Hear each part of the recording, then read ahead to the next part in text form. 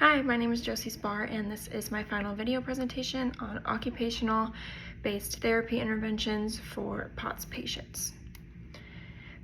POTS, or postural orthostatic tachycardia syndrome, is a form of dysautonomia that affects the autonomic nervous system, which regulates functions such as heart rate, blood pressure, and body temperature. Individuals with POTS often experience symptoms such as dizziness, lightheadedness, extreme fatigue, brain fog, nausea, exercise intolerance, and the list goes on forever. These symptoms can significantly interfere with everyday activities, like simple things like showering, cooking, working, going to school, and even just socializing in general. Now, while physical therapy often focuses on improving physical function, occupational therapy focuses on helping people participate in meaningful activities of daily life and just improving quality of life. Because POTS affects a person's ability to function throughout the day, I wanted to explore whether occupational therapy interventions could actually improve activity tolerance and participation in everyday life. The purpose of this project was to evaluate the effectiveness of occupational therapy-based interventions, specifically energy conservation, occupational adaptation, cognitive strategies, and graded activity programs for individuals that suffer from POTS. This capstone used a secondary research approach, meaning that I analyzed existing research rather than collecting my own data. I searched databases including PubMed and Google Scholar using search terms such as POTS and occupational therapy and OT interventions for POTS. My initial search identified 18 pretty solid articles, and after screening all those articles and applying my inclusion and exclusion criteria, I selected 4 studies that specifically examined occupational therapy interventions in individuals diagnosed with POTS. The studies were evaluated using both objective and subjective outcome measures. Objective measures included physiological changes such as the heart rate response during position changes and actual improvements in activity tolerance. Subjective measures included more patient reports of fatigue, dizziness, symptom severity, quality of life changes, and participation in activities. I then compared the findings across all 4 of the studies to identify common themes and determine which interventions produced the most consistent improvements. So the results wound up showing a very clear pattern. Across all 4 studies, individualized occupational therapy interventions consistently improved activity tolerance, symptom management, confidence, independence, and overall quality of life.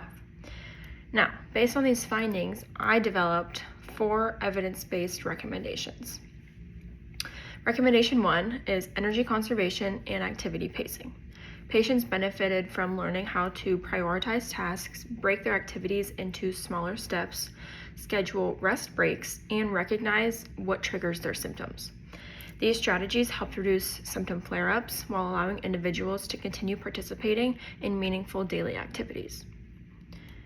Recommendation 2 is occupational adaptation.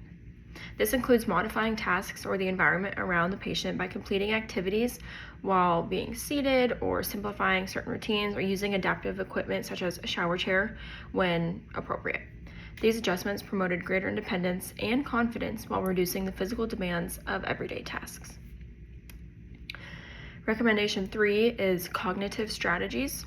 Many individuals with POTS struggle with brain fog, memory difficulties, and decreased concentration. Simple interventions such as using planners, checklists, phone reminders, structured routines, and breaking those larger tasks into smaller steps improved overall organization, reduced mental fatigue, and increased participation at work, school, and home, or even just in social outings.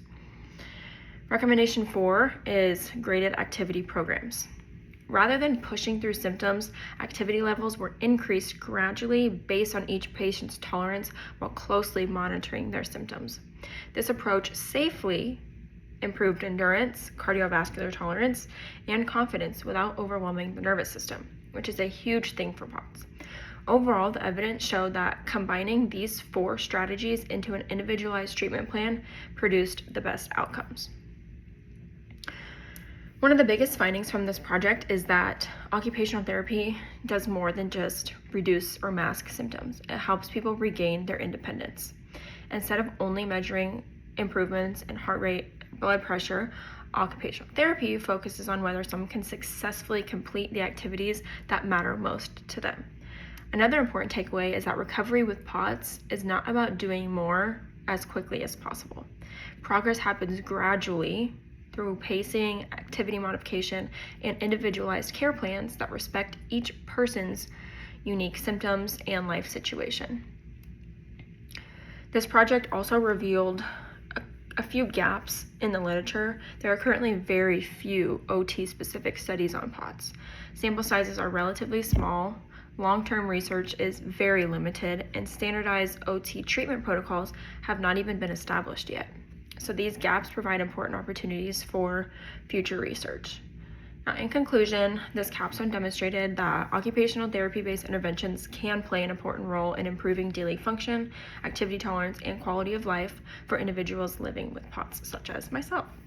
Among the most effective interventions identified were energy conservation, occupational adaptation, cognitive strategies, and graded activity programs. Put together, these approaches allow patients to safely build their independence back while managing symptoms more effectively. So my overarching take-home message is that as POTS continues to become more common, treatment should focus on more than just symptom masking and management. Occupational therapy provides practical, individualized strategies that help people return to meaningful activities and improve their quality of life. Sometimes the greatest measure of success isn't simply just reducing symptoms. It's helping someone live their life again.